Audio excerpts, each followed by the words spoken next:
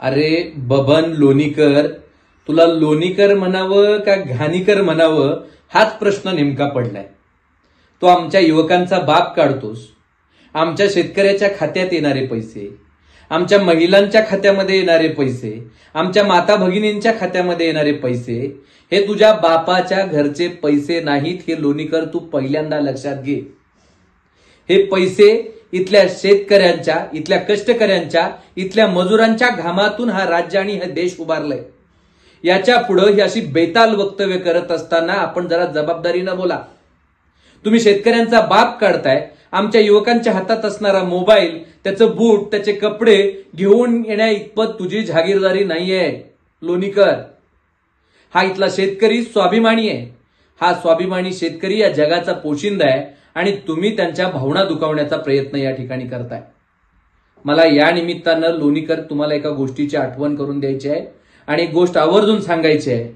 आमचा शेतकरी शेतामध्ये शेती करत असताना बैलांच्या साह्यानं त्याच्या खांद्यावरती चाबूक असतो।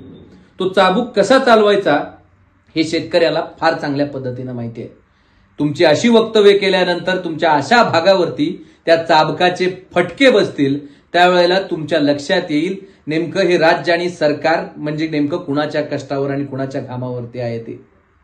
आणि अशा माजुरड्या बैलांना व्यसन कशी घालायची हे शेतकऱ्याला आणि शेतकऱ्याच्या पोराला चांगलंच माहिती आहे। त्याच्यामुळे शेतकऱ्यांच्या पोरांच्या भावना ज्या आपण दुखावलात त्या बाबतीत कदापि इथला शेतकरी आणि इथला युवक तुम्हाला माफ करणार नाही। माझं राज्याच्या मुख्यमंत्र्यांना आणि भारतीय जनता पार्टीच्या नेत्यांना, पक्षश्रेष्ठींना एक कळकळीची विनंती आहे।